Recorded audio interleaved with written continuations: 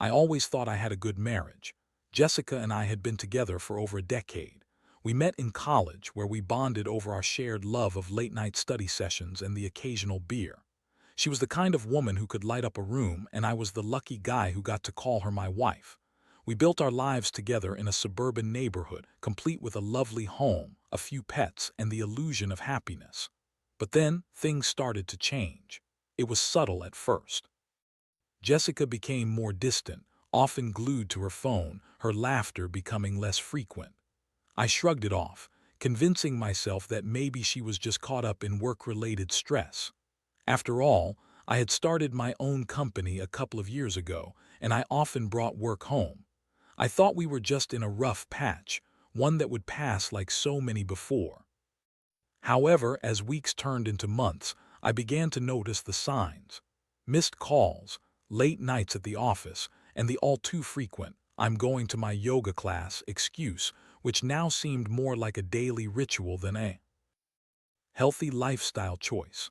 I tried to engage her, asking about her day and what was going on, but she would brush me off with vague answers.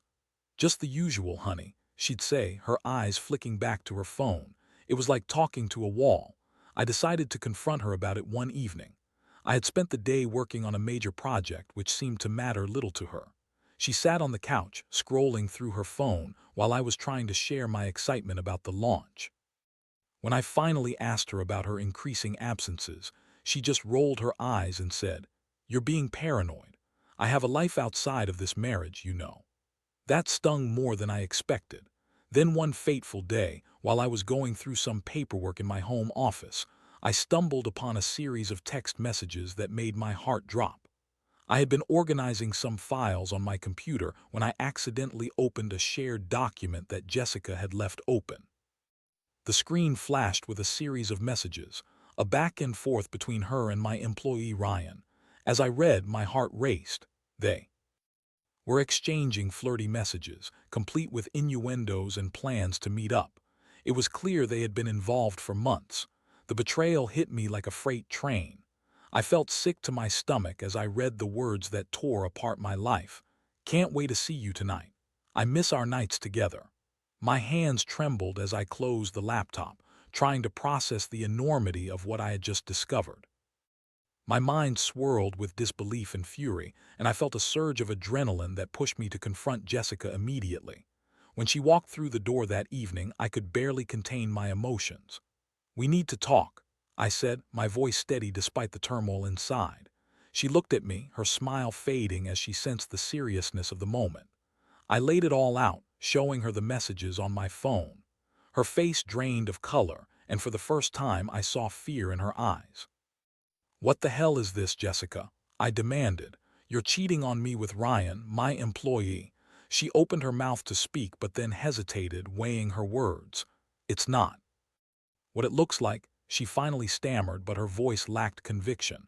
I could see her scrambling for excuses, trying to twist the narrative. "We were just flirting, it didn't mean anything.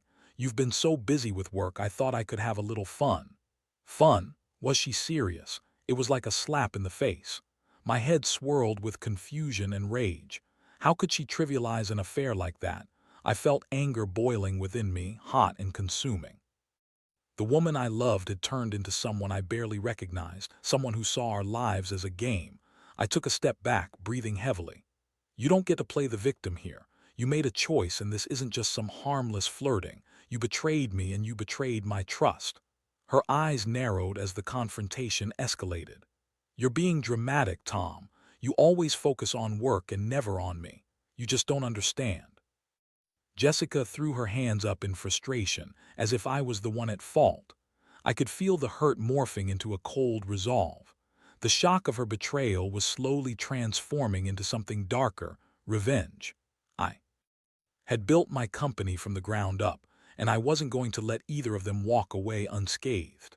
Little did Jessica know, I was about to set a plan into motion that would not only deal with her betrayal but also reshape my life entirely. The first step was to fire Ryan, but that was just the beginning. I would turn this pain into something powerful, something that would redefine me, and ultimately my business. With every passing second, I became more determined to not just survive this ordeal but to thrive beyond it. I had plans, and soon she would see just how serious I was. After the confrontation that night, I felt like I was in a whirlwind of emotions. I spent hours pacing back and forth in my home office, the weight of betrayal weighing heavily on my chest. The anger simmered just below the surface, ready to boil over. I knew I had to make decisions, and I had to make them quickly. The woman I thought I knew was gone, replaced by someone who saw our life as merely a backdrop to her escapades. The next day, I pushed through work in a haze. I couldn't focus on anything but the thought of Jessica and Ryan together, laughing and sharing intimacy that was supposed to be mine. I needed to act, and I needed to act decisively. I called a meeting with Ryan, my employee, and my stomach twisted with every word I typed in the meeting invite. I was about to confront him, the man who had taken advantage of my trust and my wife's affection. When Ryan walked into my office that afternoon, he looked relaxed, maybe even a little cocky. I wondered how he could carry himself with such confidence after what he had done, but I was ready for him. I had rehearsed what I would say in my head 100 times, and now it all came spilling out in a furious wave. "Ryan, I need you to sit down," I said, my voice firm. He raised an eyebrow, clearly surprised by my tone. "I saw the messages between you and Jessica." His expression changed in an instant, from casual nonchalance to a tense realization. "What messages?" he replied, feigning ignorance, but I could see the panic flicker in his eyes. "The messages where you two talked about meeting up, the ones that crossed the line from professional to personal," I snapped. "I thought I could trust you as an employee, but clearly I was wrong." He opened his mouth to defend himself, but I didn't want to hear it. "Save it. I don't want to hear your excuses. You think it's acceptable to sleep with your boss's wife. You crossed a line that should never be crossed." Ryan, realizing he was cornered, tried a different approach. "Come on, Tom. It was just a fling. Jessica and we didn't think it would matter to you." His tone was condescending, as if he believed I would let this slide. "But it does matter. You both betrayed my trust and jeopardized everything I worked for." I shot back, my voice rising with each word. "You're fired. Get your things and leave." The look of shock on his face was almost satisfying. He opened his mouth to protest, but I was done with any discussion. "I don't want to see you here again, and don't bother trying to contact me or Jessica. You both ruined what we had. Now, get out." His demeanor shifted from shock to anger as he stood up. "You can't fire me over this. You'll regret it." But I didn't care. I was done being passive, done being the nice guy. I ushered him towards the door, feeling a mix of relief and adrenaline. As he stormed out, I couldn't help but feel a sense of power surge within me. I had taken the first step toward reclaiming my life. But firing Ryan was just the beginning. I knew I had to confront Jessica again and lay down the law. I couldn't let her think she could manipulate the situation or play the victim. She needed to understand the consequences of her actions. When I got home later that evening, Jessica was waiting for me. She had that fake, innocent look on her face, the one that had become all too familiar over the last few months. "How was work?" she asked, trying to sound casual, but I could see the tension in her posture. Cut the crap, Jessica," I said, crossing my arms. "I fired Ryan today." Her eyes widened, shock and anger flashing across her features. "You can't be serious. You're being ridiculous, Tom. It was just a few texts." "Just a few texts," I repeated incredulously. "It was more than that. You betrayed me, you had an affair, and now he's gone." She stepped towards me, her eyes narrowing. "You think that firing him will fix everything. It's not that simple." "No, it's not simple, but it's a start. I'm not going to let you play the victim anymore. You made your choices, and now you have to face the consequences," I said, my voice steady. Jessica opened her mouth to respond, but I raised a hand to silence her. "You need to understand that I won't tolerate this behavior. You need to figure out what you want, because I'm not going to allow my life to be dictated by your whims anymore." We stood there, the air thick with tension. I could see the wheels turning in her head as she processed my words. I was done being the passive partner in this relationship. No more excuses, no more lies. "Tom, please, let's talk about this," she pleaded, her voice losing some of its edge. But I was in no mood for negotiations. I had made my decision. It was time for me to take control. I turned away from her, feeling the weight of my choices settle in. I was determined to rebuild my life and my company, and I wouldn't let Jessica or Ryan stand in my way. I wanted to rise from this betrayal, not just survive but thrive, reclaiming everything I had lost in the process. As I lay in bed that night, I couldn't help but think about the future. I had a plan forming in my mind, a way to rebuild my company from the ground up, to make it better than it had ever been. I was done being the victim of my circumstances. I was ready for revenge, and this was just the beginning. The days following my confrontation with Jessica and the firing of Ryan felt like a whirlwind. I was engulfed in a mix of emotions, anger, betrayal, but also a strange sense of freedom.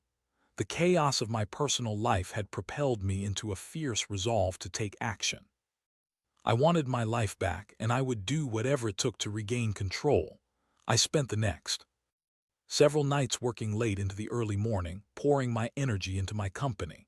I had always dreamed of building something great, something that mattered, and I was determined to make it happen. I started brainstorming ways to expand our services and reach more clients. I wanted to create a brand that people would trust, one that stood for integrity and success.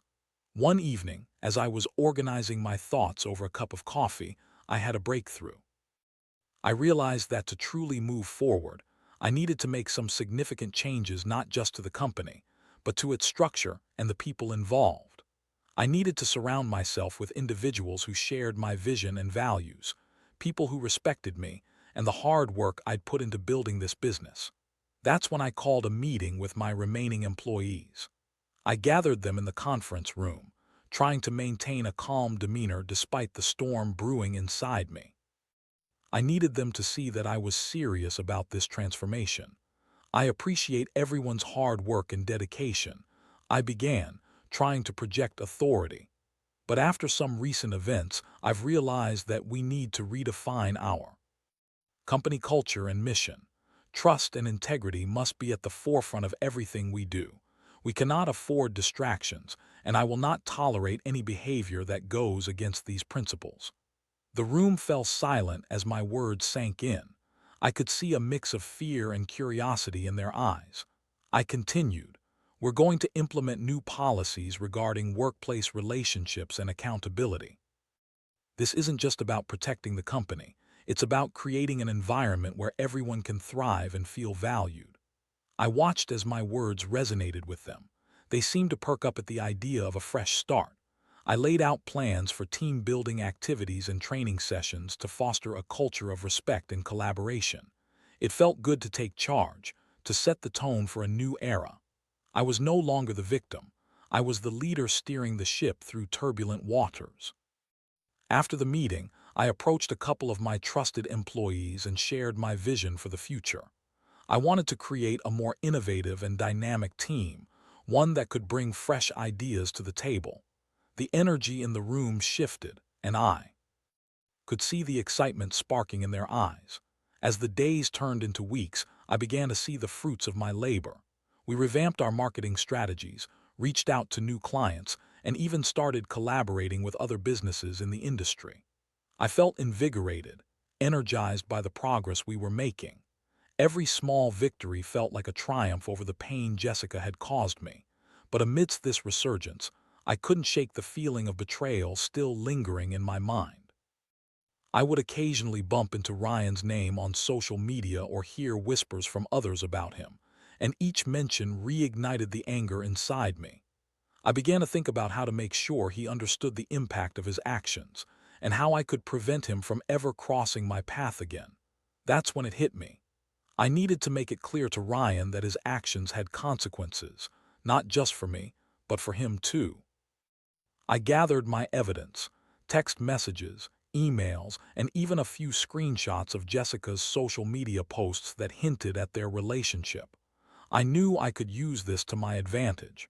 I decided to reach out to him indirectly. One afternoon, I had a friend in the industry who worked at a rival company discreetly inquire about Ryan's job prospects. It turned out that after my firing him, he had been struggling to find work. Rumors began to circulate in our professional circles about his unprofessional conduct and lack of integrity. I could hardly contain my satisfaction as I watched his reputation take a hit.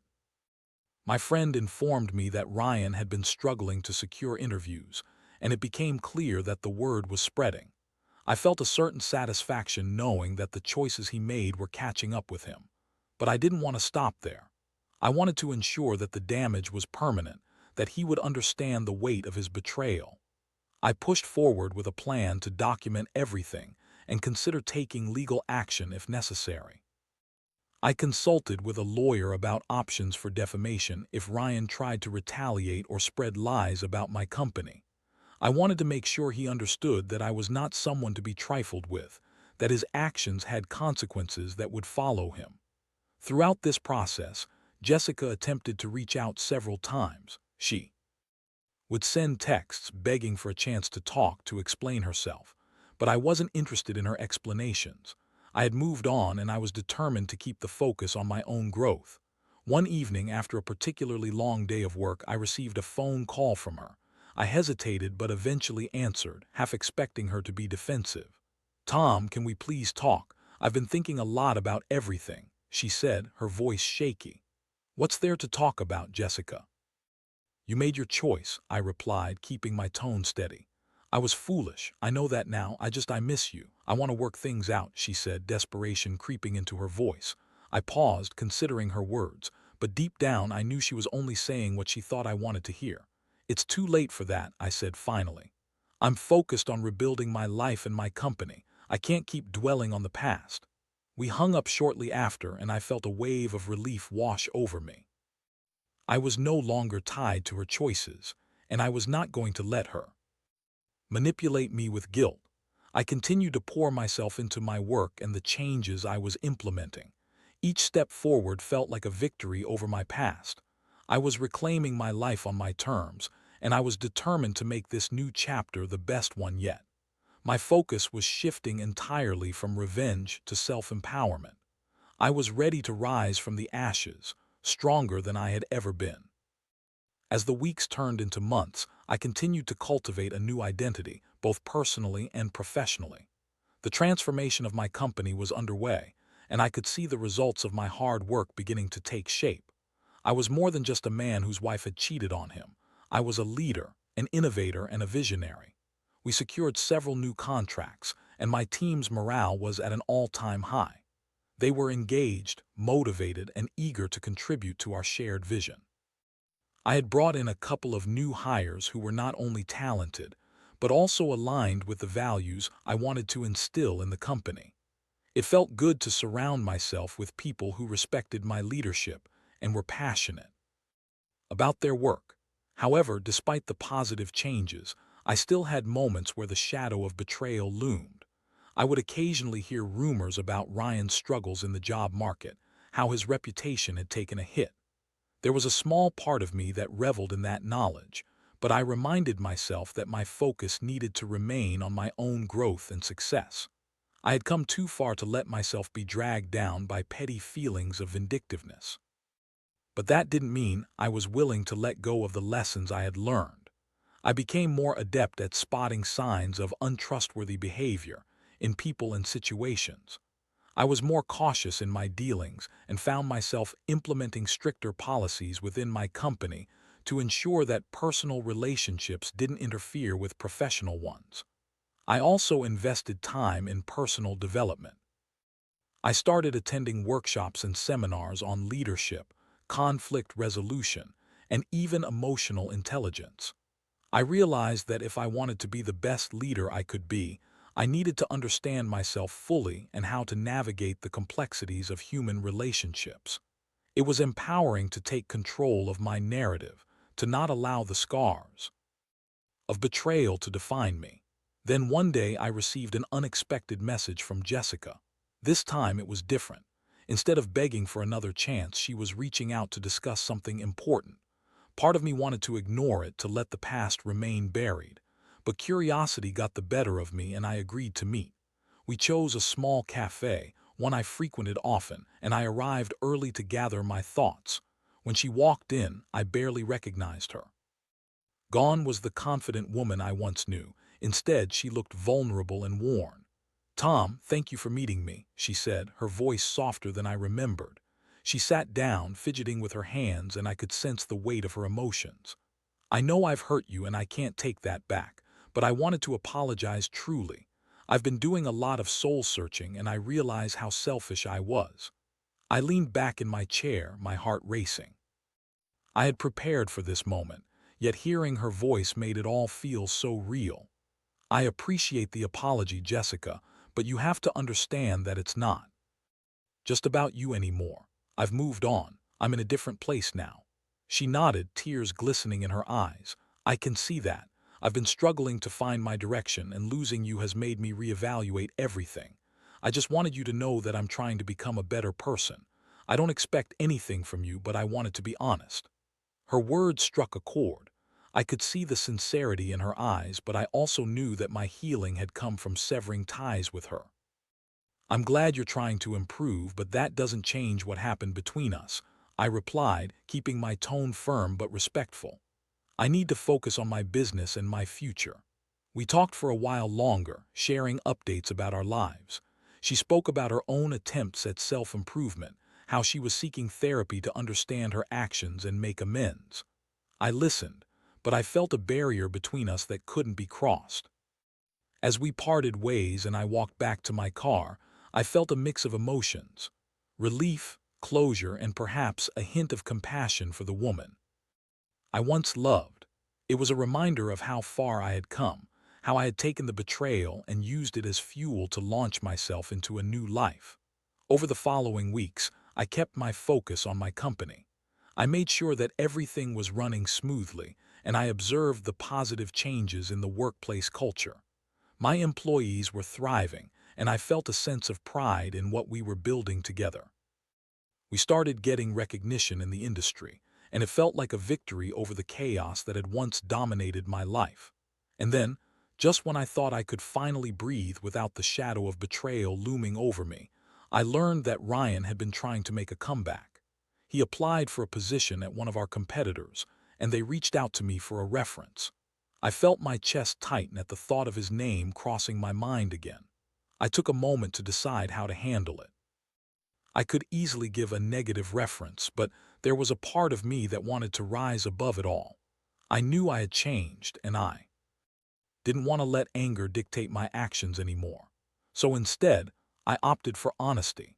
I told the competitor that while Ryan had potential, his previous conduct had raised concerns about his judgment and professionalism.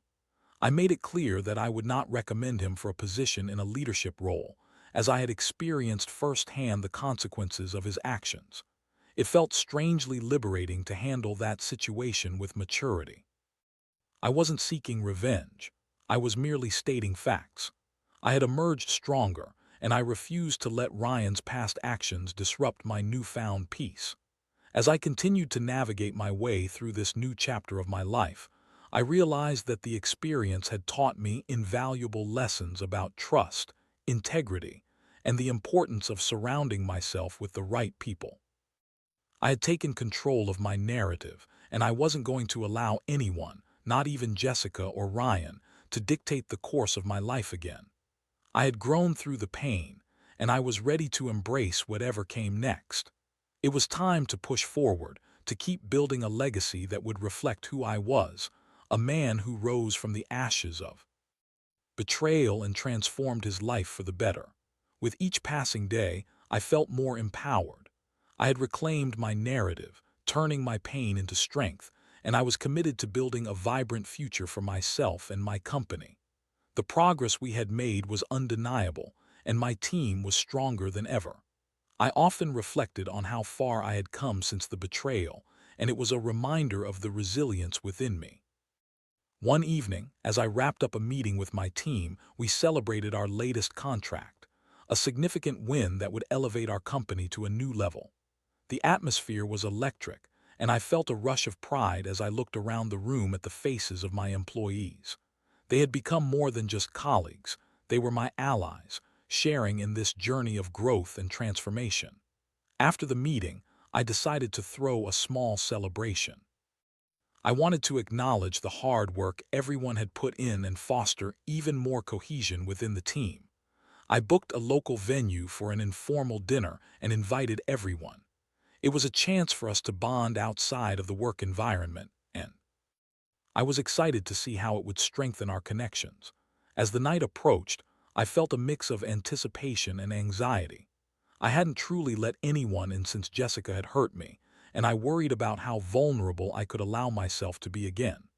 But I knew that building trust was essential for our future success.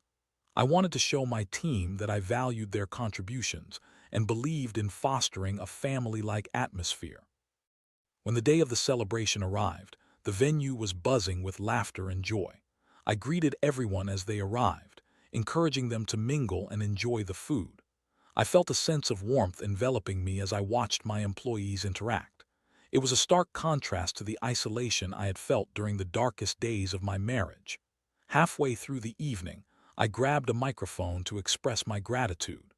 I just want to take a moment to say how proud I am of each and every one of you. We've built something incredible together, and I believe we're just getting started. Thank you for your hard work and dedication. Let's continue to support each other and push boundaries together. Applause erupted, and I felt a surge of camaraderie in that moment. It was a reminder that I wasn't alone. My team had my back and I had theirs.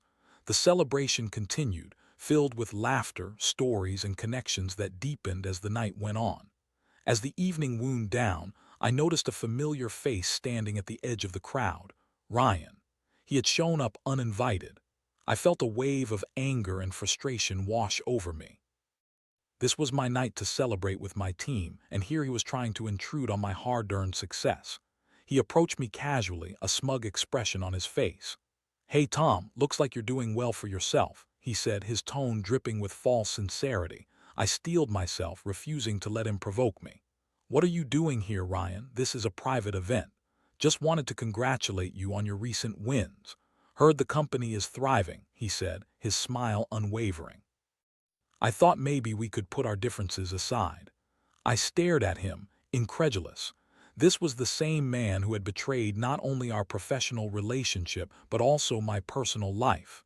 "You really think after everything that happened we could just be friends?" I asked, my voice low and steady. "Come on, man, let's be real. We both made mistakes. Why not turn the page?" he suggested, trying to sound friendly, but I could hear the desperation in his voice. The anger bubbled within me, but I held it in check. I had moved past petty revenge, but this man had the audacity to stand in front of me as if nothing had happened. "You don't get it, do you? This isn't about turning the page. You crossed a line and you need to understand that there are consequences for your actions." I could see the color drain from his face. "I'm just trying to make amends," he said, his facade cracking slightly.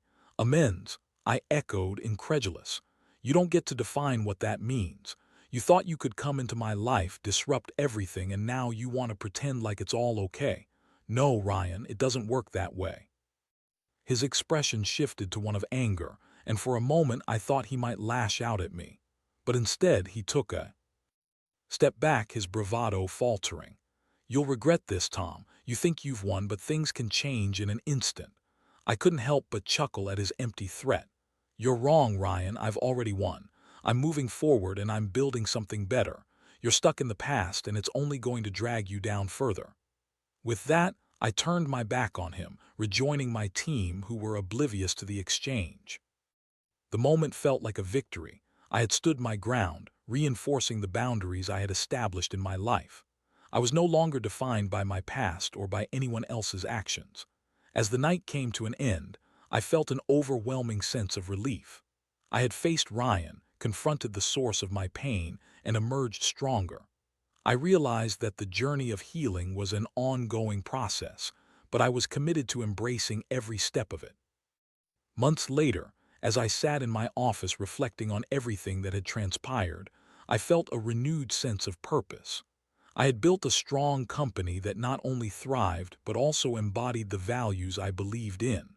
I had established a culture of integrity and trust, and I was proud of the impact we were making. Beyond the business, I had also started to open myself up to new relationships. I met someone wonderful, Megan, who shared my passions and values. She was someone who encouraged my growth rather than hindered it. With each date, I felt myself healing further, learning to trust again. My experience had taught me that even from the depths of betrayal, one could rise again. It was a reminder that life is unpredictable, but every challenge is an opportunity for growth. I had navigated the storm and emerged on the other side, ready to embrace the journey ahead. As I prepared to close up for the day, I felt a sense of contentment wash over me. I was not just a survivor, I was a warrior, ready to face whatever life threw my way. I had learned to let go of the past and embrace the future, and I was excited for every possibility that lay ahead. The months rolled on, each one more fulfilling than the last. My business thrived, my team flourished, and I found myself in a place of unexpected happiness. Megan had become a significant part of my life, bringing joy and stability that I had long thought lost. We shared countless experiences, exploring new interests together and supporting each other's ambitions. One evening, as we strolled through a local park, I felt a sense of peace that had eluded me for so long. The sun was setting, casting a warm glow over the trees, and I couldn't help but reflect on the incredible journey I had taken. I looked over at Megan, laughing as she chased a group of children playing with a frisbee. Her spirit was infectious, and I felt grateful to have her by my side. "Tom," she called out, her laughter ringing through the air. "Come join me." I jogged over, a smile on my face. As I joined her, we tossed the frisbee back and forth, joining in the playful banter. In that moment, I realized how far I had come from the dark days of betrayal. I was no longer shackled by the past. I was free to live in the present. After our game, we sat on a bench to catch our breath. As the sun dipped below the horizon, painting the sky in hues of orange and pink, Megan turned to me, her expression turning serious. "I really admire how you've handled everything, Tom. The way you've rebuilt your life and your company is inspiring." Her words struck a chord. I had done more than just rebuild. I had transformed. "Thank you, Megan. It hasn't been easy, but I've learned so much about resilience and integrity along the way," I replied, gazing into her eyes. "I think it's incredible how you've not only moved on but also created a culture of honesty and trust within your company. It's like you turned your pain into a force for good," she said, her admiration evident. I nodded, the memories flooding back. Every challenge I faced taught me something important. I realized the value of surrounding myself with the right people, people who share my vision and values. That made all the difference. As we sat together in the fading light, I thought back to Jessica and Ryan. I recognized that while their actions had initially caused me pain, they had also prompted my growth. I was thankful for the lessons learned, for the strength I had discovered within myself. The betrayal had pushed me to redefine my boundaries and expectations, both in my personal life and in my business. Megan reached for my hand, intertwining her fingers with mine. "I'm so happy to be a part of your life, Tom. You've shown me that we can overcome anything if we believe in ourselves and have the right support." Her words resonated deeply. I squeezed her hand, feeling the warmth of our connection. I had discovered that the path to healing isn't linear. It's filled with ups and downs, twists and turns. But with every obstacle, there's a chance to rise, to grow, and to become a better version of ourselves. As we stood to leave the park, I felt a renewed sense of purpose. I was ready to embrace my future without reservation. My business was thriving, my personal life was blossoming, and I had reclaimed my identity as a strong, capable man. In the following months, I continued to focus on my growth both personally and professionally. I implemented mentorship programs within my company, encouraging employees to support one another and cultivate a culture of collaboration. The changes I had made were not just about me. They were about creating a legacy that would outlast the challenges I had faced. Megan and I spent more time together, and I couldn't help but think about where our relationship was headed. One beautiful evening, as we sat on my patio, I realized I wanted to take another step forward. I had come to trust again, and I knew she was the one with whom I wanted to build a future. With the stars twinkling above us, I took a deep breath and turned to her. "Megan," I began, my heart racing. "I've never felt this way about anyone before. You've brought light back into my life and I want to build something real with you." Her eyes widened in surprise and a smile broke across her face. "Really? I feel the same way, Tom. You've shown me what it means to truly appreciate someone."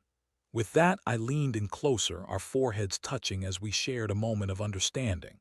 I had faced my past and emerged stronger, ready to embrace new beginnings. The journey had taught me that love could flourish even after heartbreak, and I was ready to dive into this new chapter. As the months passed, the company continued to flourish, and my relationship with Megan deepened. I shared my story with my team during a company retreat, hoping to inspire them as I had been inspired. I spoke of resilience, the importance of integrity, and how challenges could shape us into better versions of ourselves. Looking back, I realized that every twist and turn, every moment of pain and anger, had led me to this place of fulfillment. I had turned my life around, not just for myself, but for everyone around me. The bonds I'd forged, the lessons I'd learned, these were the real triumphs. As I closed my eyes that night, feeling Megan's warmth beside me, I was filled with a profound sense of gratitude. I was ready to face whatever came next, knowing that I had the strength to overcome anything. Life was a series of lessons, and I was prepared to embrace each one, turn the page, and write the next chapter of my story.